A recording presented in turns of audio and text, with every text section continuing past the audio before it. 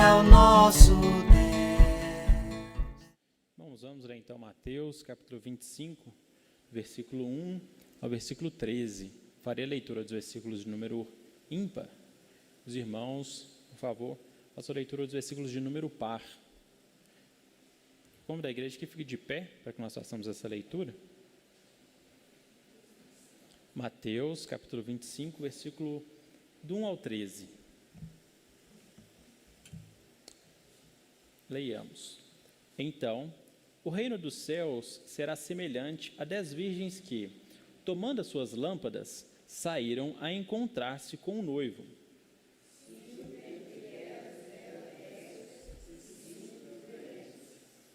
As nécias, ao tomarem as suas lâmpadas, não levaram azeite consigo.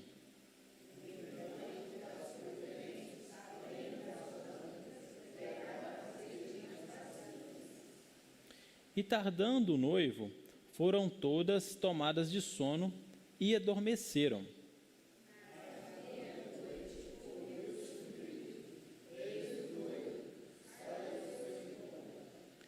Então se levantaram todas aquelas virgens e prepararam as suas lâmpadas.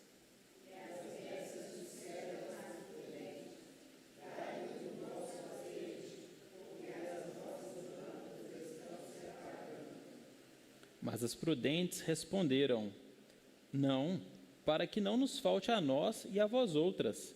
Ide antes aos que vendem e comprai-o.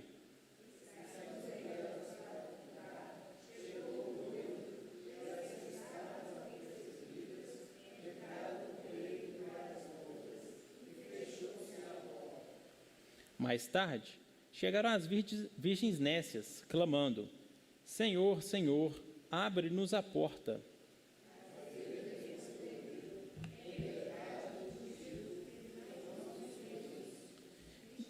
Vigiai, pois, porque não sabeis o dia nem a hora. Amém. Podem se sentar, meus irmãos. Na noite de hoje, com a graça de Deus, nós continuaremos o estudo que nós iniciamos na semana passada sobre a doutrina da nossa união mística, ou da união com Cristo, baseado no livro do reverendo João Paulo Tomás de Aquino, é um pastor que veio aqui ano passado, na nossa semana teológica.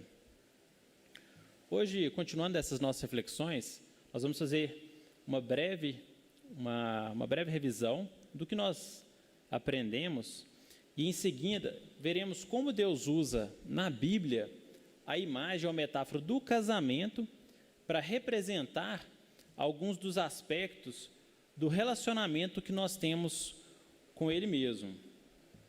Como nós vimos, nós já conhecemos alguma coisa dessa doutrina.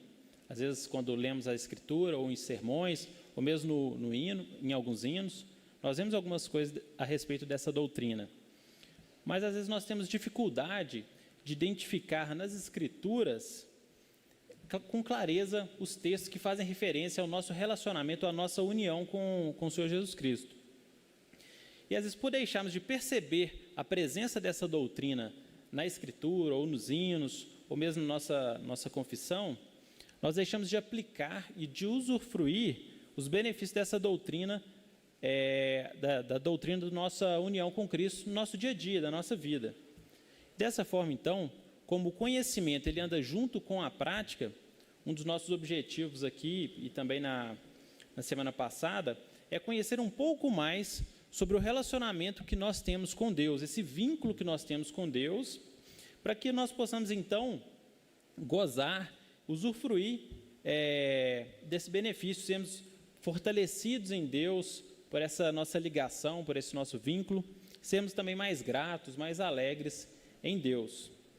Resumidamente, meus irmãos, a doutrina da nossa união com Cristo é a doutrina da história da salvação, ela é a doutrina da história redentiva. Ela se estende desde antes da criação e continua pelas nossas vidas e continuar para todo sempre. Essa história ela começa quando nós somos eleitos por Deus Pai, e nós fomos então, quando Deus nos elege, ligados a Cristo, Deus nos dá a Cristo, então nós temos esse vínculo desde a eternidade, quando nós éramos ainda apenas um plano divino. Em um segundo momento nessa história da salvação, Jesus ele se encarna, ele vem à Terra e ele se faz homem, para que nós futuramente pudéssemos também participar da natureza divina. Deus participa da nossa natureza humana para que nós pudéssemos participar da natureza divina. Cristo, então, ele assim, quando ele vem, ele assume esse nosso fardo, ele assume o nosso pecado, para que nós pudéssemos receber o perdão dos nossos pecados, a remissão dos nossos pecados. Nós vemos na encarnação de Jesus, que é, na verdade, Deus na terra, o próprio Deus habitando aqui conosco, a disposição do nosso Senhor em se unir aos seres humanos, em estar junto deles. Agora, Jesus é homem e Deus para todo sempre. Não sei se os irmãos já pararam para pensar nesse sentido, né? Jesus, quando ele morre e ressuscita e ascende aos céus, ele não se desfaz de sua natureza humana, ele tem um corpo glorificado, mas ele ainda tem um corpo. Assim, ele é Deus e homem para todo sempre. Como isso demonstra, né, esse interesse, esse desejo do nosso Senhor em se unir conosco. E o terceiro momento dessa história da redentiva, então nós vimos a eleição de Deus que já nos une, já nos entrega para Jesus lá antes mesmo de sermos criados.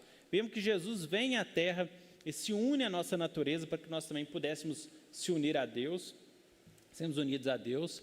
E um terceiro momento dessa nossa história, né, dessa história da redenção, da história da nossa união com Deus, ela se dá quando o Espírito Santo vem até nós, agora nas nossas vidas, né, no presente, pelo menos para nós, né, que vivemos agora.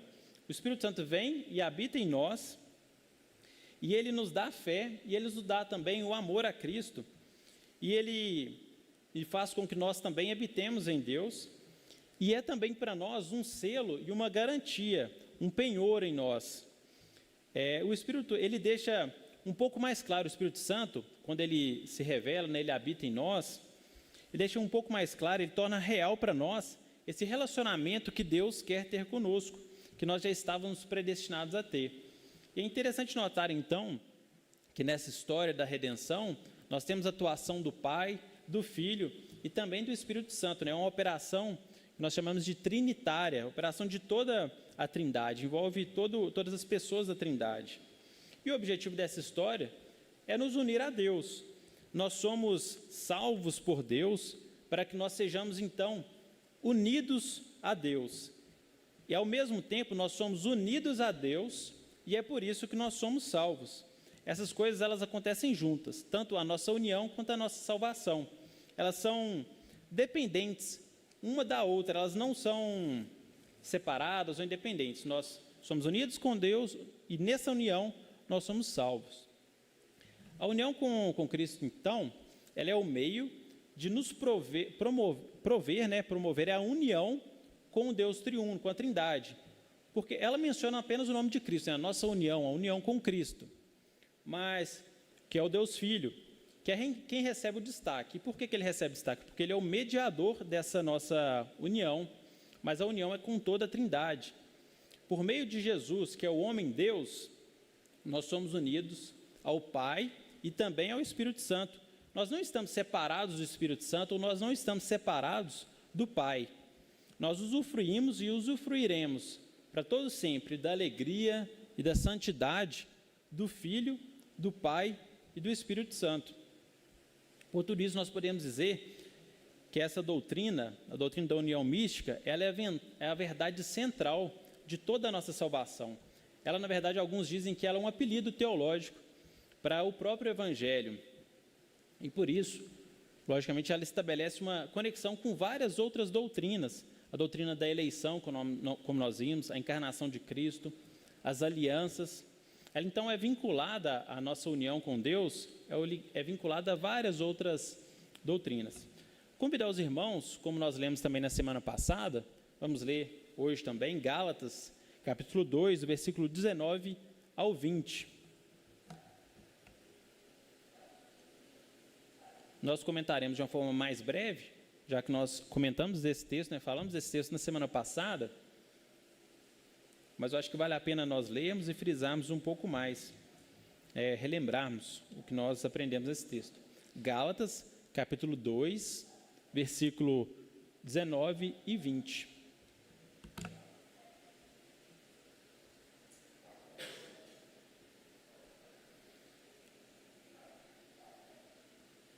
Gálatas, capítulo 2, versículo 19 e 20. Vou convidar a igreja para que leiamos todos juntos. Leiamos. Porque eu, pela lei, estou morto para a lei, para viver para Deus. Já estou crucificado com Cristo, e vivo não mais eu, mas Cristo vive em mim. E a vida que agora vivo na carne, viva pela fé do Filho de Deus, o qual me amou e se entregou a si mesmo por mim. Aqui, meus irmãos, nós vemos que aquele Saulo, que era um perseguidor da igreja lá em Atos, nós temos relatos disso, no livro dos Atos dos Apóstolos, ele passa a ser Paulo. Por quê? Porque ele morreu com Cristo. Olhe bem o versículo, ele foi crucificado com Cristo, demonstra essa união dele na morte de Jesus. E agora, o Paulo, ele não vive mais, por isso, ele não vive mais aquela antiga vida, pois ele passou a ter uma nova vida com Cristo. Olha só, Cristo vive em mim, Cristo habita nele. Não vive mais Paulo, o antigo Saulo, que morreu na cruz, que foi crucificado na cruz com Cristo. Agora, Cristo vive nele. Esses dois textos demonstram, então, essa nossa união com o nosso Salvador. Já na oração sacerdotal, que nós lemos também na semana passada, ela se estende por todo o capítulo 17 do livro do Evangelho segundo João. E nós vamos ler apenas o versículo 21 hoje, para nós relembrarmos também um pouquinho do que nós aprendemos nessa oração sacerdotal, um dos ensinos que nós podemos extrair dessa oração. Então é João, capítulo 17, versículo 21.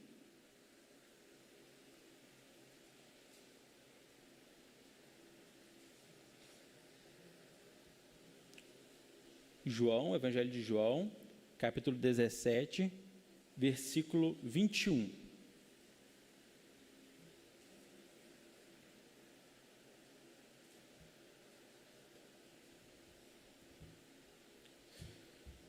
Leiamos. Para que todos sejam um, como tu, ó Pai, o és em mim, e eu em ti. Que também eles sejam um em nós, para que o mundo creia que tu me enviaste.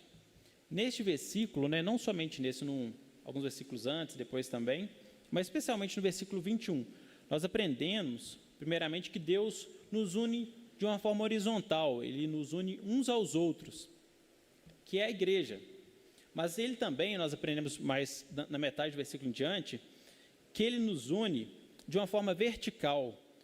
O grande destaque desse texto é que esse nosso vínculo com Deus, ele é tão forte que ele é comparado ao vínculo que o próprio Jesus Cristo tem com o Pai. Ou seja, o vínculo que nós temos agora com Deus é um vínculo semelhante ao vínculo que o próprio Cristo tem com Deus Pai.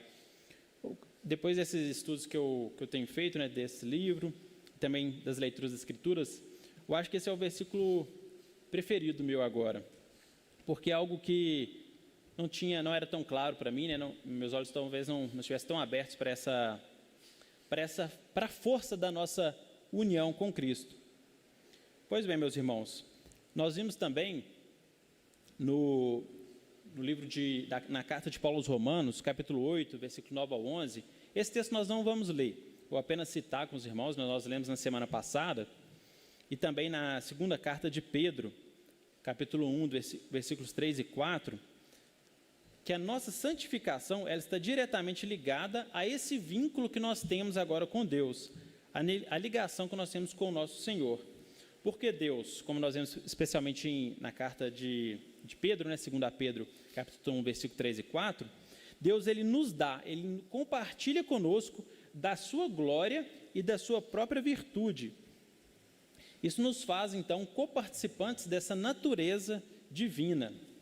Nós aprendemos também, na semana passada, com os nossos irmãos, que elaboraram os catecismos, as confissões e alguns outros livros, que essa nossa união com Cristo, ela é espiritual, ela é mística também, né, como nós já dissemos, porque ela vai muito além dessa nossa compreensão, mas ela é, apesar de ir além da nossa compreensão, ela é real, ela também é íntima, especialmente como nós vamos ver hoje, com essa metáfora do casamento, e ela é recíproca e interpenetrante, no sentido de que tanto nós nos unimos, né, nós estamos em Deus, como também Deus está em nós. Então ela é recíproca, interpenetrante, ela é indissolúvel também, nós somos inseparáveis de Deus, nada pode nos separar de nosso Senhor.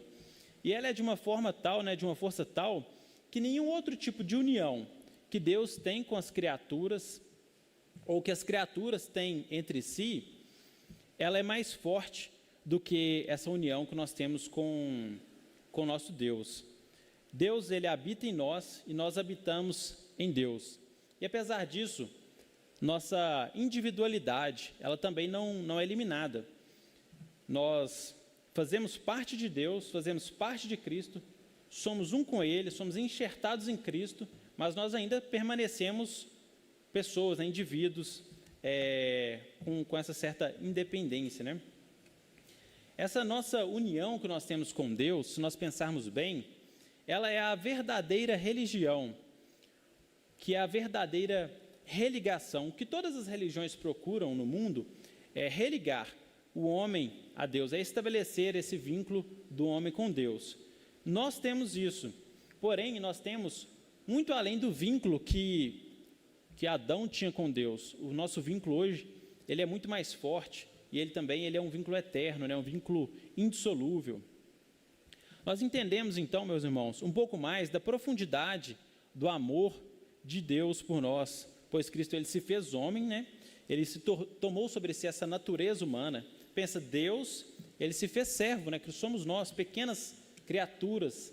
Ele nasce da Virgem Maria, ele foi uma criança, cresceu, ele se humilhou, né? Se não me engano, a carta de Filipenses fala que Deus se humilhou, Cristo se humilhou nesse estado, e foi fiel até a morte. E Cristo, como nós já vimos, ele é homem, não somente por aqueles anos em que ele esteve aqui conosco, encarnado, né? Mas para todo sempre, ele é um homem, e ele fez isso para pagar pelos nossos pecados, para nos atribuir toda a sua justiça e as bênçãos que nós temos da nossa salvação. Inclusive, a nossa justificação, nós temos ela porque nós estamos ligados a Deus. A nossa própria santificação, que é nós nos tornarmos mais parecidos com a imagem de Cristo, né, a cada dia. Nós também somos santificados somente porque nós estamos vinculados a Cristo. Nós que estávamos separados, então, agora temos uma ligação fortíssima. Nenhum outro anjo ou criatura, mesmo que nunca tenha pecado, tem uma ligação com Deus tão forte como a que nós temos. Nós estamos em Deus, nós somos parte de Deus. Além dessas coisas, nós vimos que por essa união que nós temos com Deus, nós somos capacitados, nós recebemos força para lutar contra o mal, para lutar contra o pecado e também para dar bons frutos, como nós lemos na carta de Gálatas, né, o exemplo de Paulo, né, ele morre para o pecado e, além disso, ele vive para boas obras, né? E para ilustrar toda essa união que nós temos com Cristo, não sei se os irmãos recordam, mas deu o exemplo da árvore pando. Os irmãos que não estavam aqui, essa árvore, eu até trouxe alguns slides para mostrar essas imagens, né? E as imagens consistiam em uma série de árvores de cor amarelada, né, muito parecidas, que ficam localizadas lá nos Estados Unidos, em um determinado parque lá. São aproximadamente 40 mil árvores. E quando nós olhamos, nós achamos que é uma floresta comum, né? Mas quando os pesquisadores, eles cavaram entre essas árvores, eles identificaram que, na verdade, a raiz era a mesma, ou seja, era uma árvore apenas. Eram diversos troncos, mas era uma árvore apenas. Inclusive, esse é considerado um dos maiores organismos vivos do mundo, né, essa árvore. Ela provavelmente é milenar, existe há milhares de anos, e ela pesa aproximadamente 6 toneladas, né, somando todos aqueles troncos, né, diversos troncos, cerca de 40 mil troncos. E a nossa união com Cristo é semelhante à união que esses troncos têm, porque da mesma forma que um dia uma semente, ela caiu no solo, ela morreu, ela então brotou e nasceu um tronco só, e a sua raiz foi se espalhando e outros troncos foram nascendo, brotando dessas raízes, assim também Cristo, ele veio à Terra, ele morreu, ele ressuscitou, ele foi então essa primeira árvore, e nós estamos ligados nele dessa mesma forma. Nós podemos perceber, por esse exemplo, que não somos árvores diferentes de Cristo, não somos troncos somos troncos diferentes, sim, mas nós somos uma árvore, uma só é a raiz, uma só é a seiva que nos sustenta. Tal é a nossa união com o nosso Salvador. Essa metáfora que nós usamos, ela, assim como outras, são usadas porque essa doutrina ela é muito difícil de se entender, de se compreender perfeitamente. Afinal, é a doutrina que fala que nós estamos ligados a um Deus eterno. E principalmente porque o velho homem, o pecado, ele ainda habita em nós e ele nos limita nessa nossa compreensão, na percepção e até mesmo a experimentar essa doutrina perfeitamente.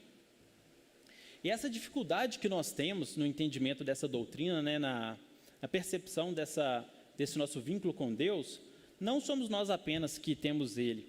Paulo, ele pergunta em 2 Coríntios, capítulo 13, versículo 5, ele faz a seguinte pergunta para os irmãos: ou não reconheceis que Jesus Cristo está em vós? Com essa pergunta que ele faz, nós entendemos que os irmãos lá de Coríntios também tinham essa dificuldade em entender claramente o significado ou o poder desse vínculo que nós temos com Deus.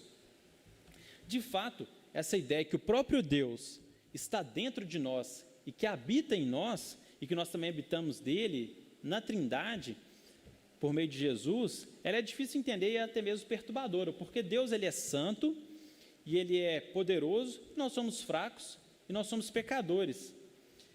Mas apesar dessa dificuldade de entendermos completamente essa doutrina, nós podemos saber algo sobre ela, principalmente porque na Escritura Deus ele nos revelou várias metáforas pelas quais nós podemos compreender um pouco mais da força ou do tipo do vínculo que Deus quer ter conosco.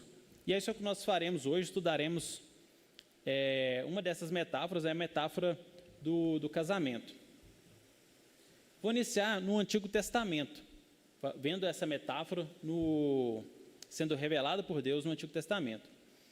E nós vemos Deus se referir a Israel como sua esposa diversas vezes, nos profetas principalmente. Mas a primeira vez que nós temos nas Escrituras a referência ao casamento e esse vínculo que nós temos com Deus, essa metáfora, é em Gênesis 1, 27. É um texto muito conhecido, mas eu pedi aos irmãos que abram para nós lermos juntos. Gênesis 1, 27. Nós temos aí a primeira referência ao casamento no Antigo Testamento.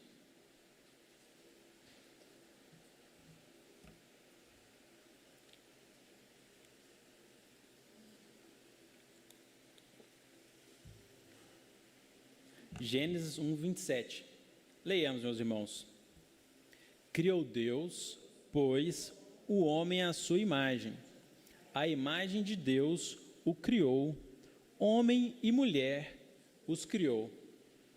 Nós podemos entender nesse homem e mulher, podemos substituir também por macho e fêmea. Macho e fêmea os criou. Inclusive, alguns comentaristas eles dizem que essa é uma tradução melhor no hebraico. Neste texto, nós não temos claramente a ideia de que o povo de Deus é a esposa do nosso Deus, do nosso Senhor. Mas nós vemos aqui uma semelhança entre Deus e os homens, pois da pluralidade, ou seja, do casal, um homem e mulher, de dois, eles se tornam um. Assim como Deus, ele é um só, apesar de três pessoas, ele é um só, e assim como nós também nos tornamos um só com Deus. A mulher e o homem no casamento, eles continuam seres individuais. Quem sabe essa individualidade no casamento ela é até reforçada, Ao mesmo tempo, na Trindade também, as pessoas da Trindade continuam separadas, né, apesar de serem um só. E na nossa união com Deus, nós também continuamos seres individuais e, ao mesmo tempo, ligados, vinculados, um só com o nosso Senhor, com o nosso Salvador. Então, essa é a primeira referência que nós temos na Bíblia, né, a primeira comparação que nós podemos fazer entre o casamento e a nossa união com Deus. Eu vou convidar os irmãos agora para lermos em Jeremias 2, versículos 2 e 3.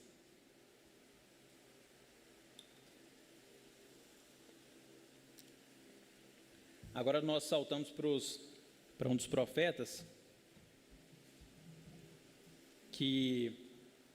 onde essa união ela é ainda mais claramente, né, exposta, essa comparação ela fica ainda mais clara, né? Jeremias, capítulo 2, versículo 2 e 3. Vamos ler juntos, meus irmãos? Vai e clama aos ouvidos de Jerusalém.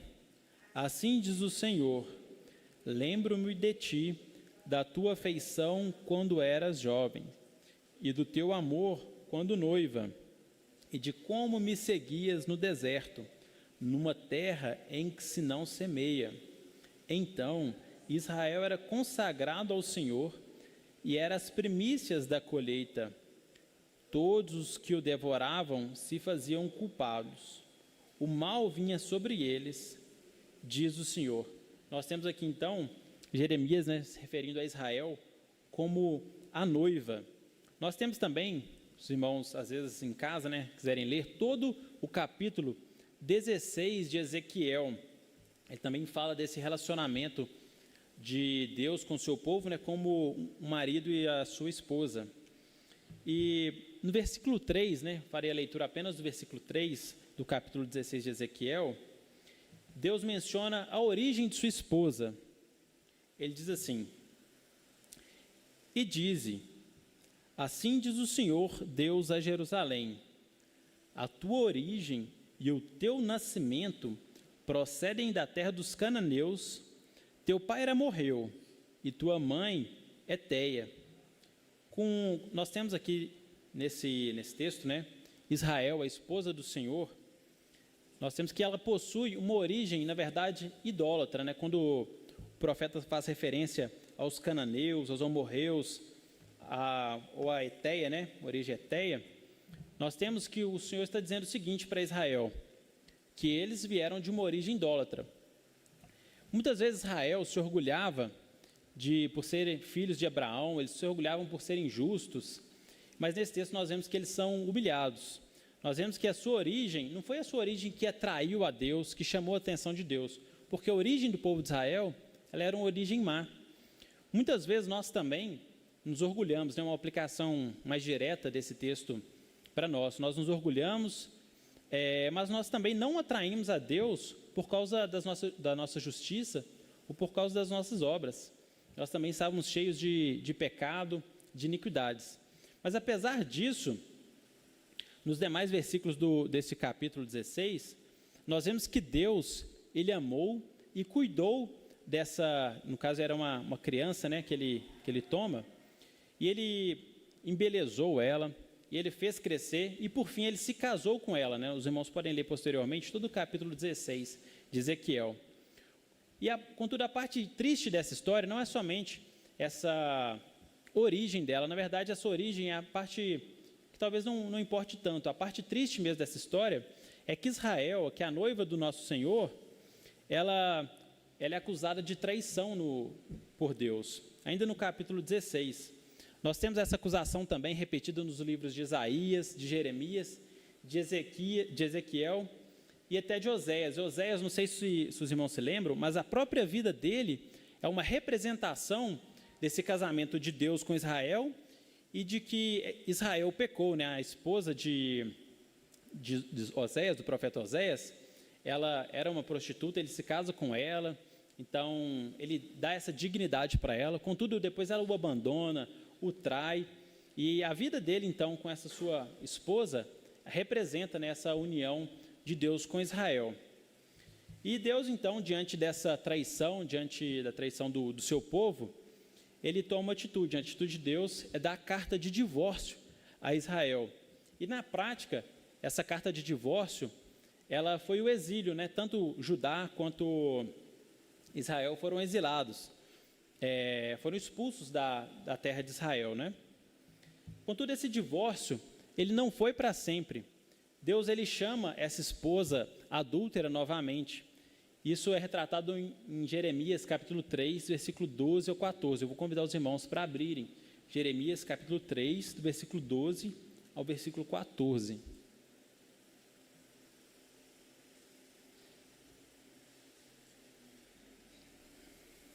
Jeremias, capítulo 3, do versículo 12 ao 14.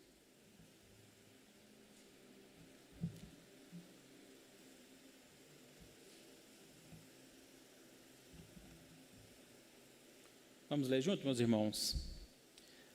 Vai, pois, e apregou estas palavras para o lado do norte, e dize: volta, ó pérfida Israel, diz o Senhor, e não farei cair a minha ira sobre ti, porque eu sou compassivo, diz o Senhor, e não manterei para sempre a minha ira. Tão somente reconhece a tua iniquidade, reconhece que transgrediste contra o Senhor, teu Deus, e te prostituíste com os estranhos, debaixo de toda árvore frondosa, e não deste ouvidos à minha voz, diz o Senhor. Convertei-vos, ó filhos rebeldes, diz o Senhor, porque eu sou vosso esposo, e vos tomarei um de cada cidade, e 2 de cada família, e vos levarei a Sião. Nós temos então nesse texto Deus convidando a Israel para esse arrependimento. Ainda outros textos nós poderemos ler, como Jeremias 4:1, Zacarias 1:3, que também retratam dessa chamada de Deus para que Israel, né, sua esposa, volte e se reconcilie com ele. Meus irmãos, como esses textos, eles são preciosos para nós, porque neles Deus evidencia todo esse seu amor inexplicável, a força desse relacionamento que Ele quer ter conosco. Porque, assim como no caso de Israel, no nosso caso também, qual que é o nosso valor? Quem somos nós? Mas Deus, Ele nos ama tanto que Ele sofre a humilhação da traição e mesmo assim Ele nos perdoa e nos chama para que nós tenhamos um relacionamento renovado com Ele, um renovado consigo mesmo. Ele nos recebe novamente para que nós vivamos então nesse seu amor. É como Paulo, ele diz em 1 Timóteo, capítulo 2, versículo 13, se nós somos infiéis, ele permanece fiel, pois de maneira alguma pode negar a si mesmo. Ou como diz também Isaías, né? Vamos ler, meus irmãos, Isaías, está pertinho aí de Jeremias, 54:5.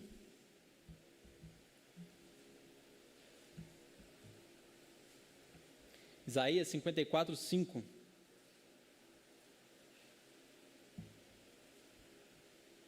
Vamos ler todos juntos. Porque o teu Criador é o teu marido, o Senhor dos exércitos é o seu nome, e o Santo de Israel é o teu Redentor. Ele é chamado o Deus de toda a terra. Que bênção, meus irmãos.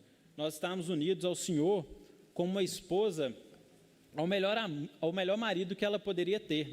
Assim é Deus para conosco, né? Não é impossível que nós tenhamos, né, que a igreja tenha um marido melhor do que o nosso Criador. Dessa forma, meus irmãos, o casamento ele é um símbolo do vínculo dessa união que Deus tem e quer ter, né, conosco em todo o Velho Testamento. Agora, no Novo Testamento, nós temos também essa figura, né, essa imagem do casamento sendo usada, e a primeira vez que ela aparece no Novo Testamento é na parábola das 10 virgens, como nós lemos hoje. Nessa parábola, a mensagem principal era uma advertência à igreja, que é representada pelas 10 virgens, e a advertência é que nós, né, fiquemos preparados para encontrar com o nosso noivo. E nós vemos também essa referência no Evangelho de João, capítulo 3, versículo 26 ao 30. Eu vou pedir que os irmãos abram para nós lermos juntos. nesse texto nós vamos ver que é uma declaração de João Batista. João, capítulo 3, Evangelho segundo João, capítulo 3, versículo 26 ao 30.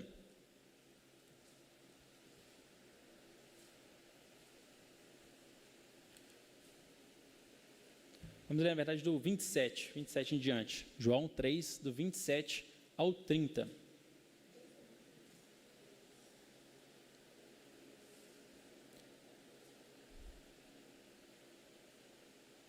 João capítulo 3, versículo 27 ao 30. Leiamos. Respondeu João: o homem não pode receber coisa alguma se do céu não lhe for dada. Vós mesmos sois testemunhas de que vos disse: eu não sou o Cristo, mas fui enviado como seu precursor. O que tem a noiva é o noivo. O amigo do noivo, que está presente e ouve, muito se regozija por causa da voz do noivo. Pois esta alegria já se cumpriu em mim. Convém que ele cresça e que eu diminua. A mensagem desse texto ela é muito semelhante à mensagem que nós temos também em 2 Coríntios 11, 2, quando Paulo diz: porque zelo por vós com o zelo de Deus, visto que vos tenho preparado para apresentar como virgem pura para um só esposo, que é Cristo, né? Está registrado em 2 Coríntios 11, 2. Além de nós vermos com clareza a figura do casamento ser usada tanto por João Batista como Paulo, servos de Deus, nós vemos também que eles, né, como esses cooperadores que eram com o nosso Senhor, nós vemos o grande anseio deles em preparar a noiva para encontrar com o noivo. Essa é uma aplicação também um pouco mais direta, né? Eles se viam como auxiliares do nosso Senhor e eles não queriam atenção para eles. Muito pelo contrário, eles queriam atenção para Cristo. Cristo era o foco, não os trabalhadores, né? Não Paulo, não João Batista. Assim também nós devemos nos preocupar em nos apresentarmos a Deus e também ajudar os nossos irmãos para que esses se apresentem santos diante do Senhor, né, como cooperadores, como João Batista e Paulo foi. Agora, no penúltimo texto que nós vamos ler, na carta de Efésios, mais uma referência, né, mais uma vez que essa figura do casamento é usada. Efésios capítulo 5, do versículo 22 ao 33. Paulo aqui ele faz uma referência, né, ao casamento como símbolo dessa nossa união com Deus. O objetivo principal dele era ensinar sobre como os crentes devem proceder no casamento, mas ele acaba por nos ensinar muito sobre as bênçãos que nós recebemos devido a essa nossa união com Cristo Jesus. Efésios capítulo 5, do 22 ao 33. Vamos ler, meus irmãos? Efésios capítulo 5, do 22 ao 33. Leiamos. As mulheres sejam submissas ao seu próprio marido, como ao Senhor, porque o marido é o cabeça da mulher, como também Cristo é o cabeça da igreja, sendo este mesmo o Salvador do corpo. Como, porém, a igreja está sujeita a Cristo, assim também as mulheres sejam em tudo submissas ao seu marido. Maridos, amai vossa mulher, como também Cristo amou a igreja, e a si mesmo se entregou por ela, para que a santificasse, tendo-a purificado por meio da lavagem de água pela palavra, para apresentar a si mesmo igreja gloriosa, sem mácula, nem ruga, nem coisa semelhante, porém santa e sem defeito. Assim também os maridos devem amar a sua mulher como ao próprio corpo. Quem ama a esposa, a si mesmo se ama, porque ninguém jamais odiou a própria carne. Antes, a alimenta e dela cuida, como também Cristo o faz com a igreja, porque somos membros do seu corpo. Eis porque deixará o homem a seu pai e a sua mãe, e se unirá a sua mulher, e se tornarão os dois uma só carne. Grande é este mistério, mas eu me refiro a Cristo e à igreja. Não obstante, vós, cada um de per si, também ame a própria esposa como a si mesmo, e a esposa respeite a seu marido. Paulo faz uma série de comparações entre Cristo e a igreja e o marido e uma esposa, né? No versículo 24, ele diz o seguinte, né? Portanto, deixará, ele cita Gênesis 2:24. Portanto, deixará o homem a seu pai e sua mãe, e apegar-se à sua mulher, e serão ambos uma só carne. E em seguida ele diz, grande é esse mistério, mas eu me refiro a Cristo e a igreja. Mistério nas Escrituras, geralmente ele faz referência a algo que ele é parcialmente revelado por Deus, de modo que é necessário posteriormente uma outra revelação para nós entendermos mais claramente. Assim, um casamento, apesar dele estar presente na Bíblia desde o princípio, até então, em certo sentido, ele era um mistério. Mas Paulo agora ele esclarece isso para nós e ele nos ensina que o casamento ele existe para simbolizar o relacionamento entre Cristo e a igreja. Ou seja, aqui nós podemos inferir que Deus criou o casamento para mostrar ao mundo, né, a glória do relacionamento que ele quer ter com as criaturas humanas. Muitas das vezes nós achamos que Deus ele aproveita essa ideia do casamento para simbolizar o relacionamento que ele quer ter conosco. Mas isso é justamente o contrário. Deus ele cria o casamento lá em Gênesis para simbolizar o relacionamento que Deus, quer ter com a gente. Isso muda a forma como nós vemos o casamento. Ele coloca inclusive uma responsabilidade maior sobre os cônjuges, pois agora a esposa e o marido, eles têm de se esforçar para mostrar, né, por meio do seu relacionamento, eles têm que mostrar a todas as criaturas o tipo de relacionamento que Deus quer ter com o homem. Ou seja, por meio do nosso casamento, nós sabemos disso, né? Os irmãos são casados, na verdade. O casamento dos senhores, ele, de certa forma, ele é evangelístico até nesse sentido, né? Ele foi feito, os cônjuges, né, o marido e a esposa, tem que mostrar ao mundo o tipo de relacionamento que Deus quer ter com as criaturas humanas. E como nós vimos, né, esse relacionamento que Deus tem com as criaturas humanas é um relacionamento muito forte, que inclui perdão, amor, reconciliação, tolerância. Então, os irmãos casados, né, são chamados a esse relacionamento entre si. Nós temos também, em Tiago, capítulo 4, versículo 4, eu vou ler, não vou aguardar os irmãos, até porque é bem curtinha a leitura. Ele diz o seguinte, infiéis, Tiago capítulo 4, versículo 4, infiéis, não compreendeis que a amizade do mundo é inimiga de Deus? Aquele, pois, que quiser ser amigo do mundo, constitui-se inimigo de Deus. Segundo o reverendo João Paulo, que é o autor do livro que nós estamos usando como base, infiéis aqui, como Tiago chama aqueles irmãos, ele pode ser traduzido também como adúlteras, né, que então é mais uma referência a esse casamento, né? E Tiago ele quer nos ensinar a nós não seguirmos o exemplo de Israel, a nós não trairmos, né, ao nosso Deus por meio dessa amizade com o mundo. Antes nós devemos lutar contra as tendências de nossa carne, de ir atrás de outros relacionamentos, de outros interesses e nos satisfazer com aquilo que somente o próprio Jesus pode nos dar. Nós vamos agora sim para os últimos versículos, né, que nós leremos sobre esse tema, agora em Apocalipse, capítulo 19 e capítulo 21 também. Não sei se os irmãos já ouviram dizer, mas alguns comentam que a Bíblia ela começa com casamento e ela termina com casamento. E ela começa com o casamento justamente no texto que nós lemos, né, em Gênesis 1, 27. Ela também termina com o casamento aqui nesses capítulos, né, 19, 21 de Apocalipse, que é a conclusão e a última referência das Escrituras ao símbolo do casamento, em que esse símbolo do casamento ele é usado para representar a Cristo e a igreja. Vamos ler então, meus irmãos, Apocalipse 19, do 7 ao 9. Em seguida, nós leremos Apocalipse 21, do versículo 9 ao 11. inicialmente Apocalipse 19, do versículo 7 ao 9.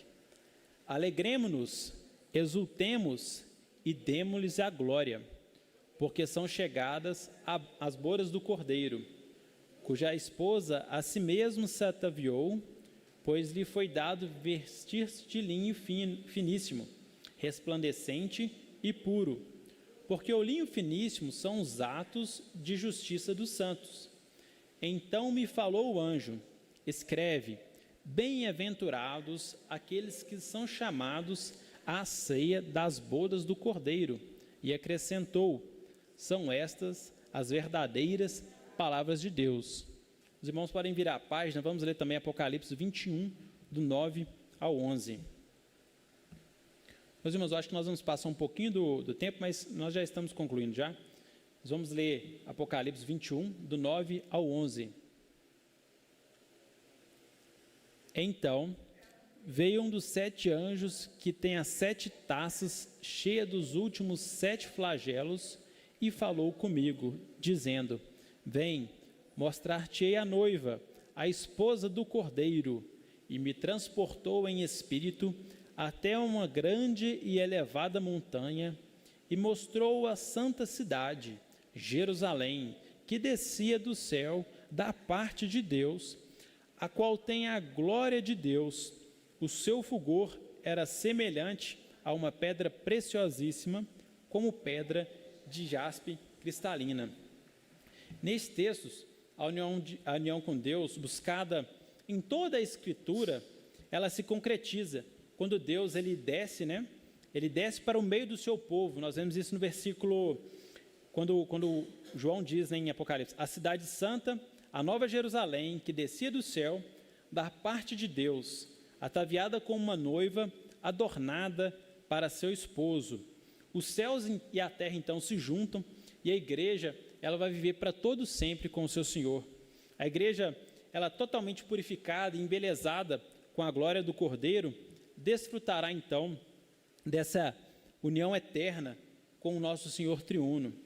No entanto, meus irmãos, é importante nós notarmos que esses casamentos, ou que a figura desses casamentos, elas apontam para uma realidade ainda maior e mais sublime, ainda mais maravilhosa, mais elevada, mais admirável.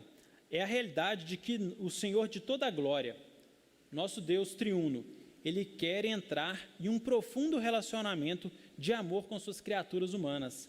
E Ele fará todo o sacrifício possível para tornar a sua noiva digna de si mesmo. Então, todas essas figuras, elas apontam para isso, para que Deus, Ele quer unir-se com o seu povo. Todas as figuras de casamento na Bíblia apontam para isso, com uma união tão forte, tão íntima, que Ele não poupou esforços, ou sacrifícios, para que essa união fosse possível, para que sua esposa estivesse preparada. E o reverendo João Paulo, ele encerra então todo esse capítulo, falando dessa metáfora do casamento e como ela representa o tipo, o tipo da união que Deus quer ter conosco, com as seguintes palavras: toda a história universal até aqui é apenas uma espécie de namoro ou dia da noiva. O dia chegará no qual ocorrerá o casamento mais importante de toda a história. E então a boa vida começará para aqueles cujas roupas foram avejadas em sangue e por isso são mais brancas que a neve. Maranata, a hora vem, Senhor Jesus, para nós então, para que esse nosso vínculo, essa nossa união seja manifestada de uma forma ainda mais clara, sem o pecado e para todo sempre. Meus irmãos, nós encerramos assim. Até havia planejado terminar um pouquinho antes, para que nós pudéssemos, às vezes, conversar um pouquinho mais sobre, os irmãos pudessem fazer algum comentário, alguma dúvida, algo que não tenha ficado tão claro, mas já são 9 horas, eu coloco à disposição, para depois nós conversarmos um pouquinho mais, se os irmãos assim quiserem, Agora vamos, então, orar ao nosso Senhor, pedindo que Ele nos abençoe, para que nós possamos entender e compreender um pouquinho mais desse relacionamento que Ele quer ter conosco e que isso nos dê ainda mais confiança em nosso Deus e nosso Senhor, nos enche de amor, de alegria, de força também, para vencermos o mal, o pecado e para praticarmos muitas boas obras. Amém? Vamos ficar de pé, meus irmãos?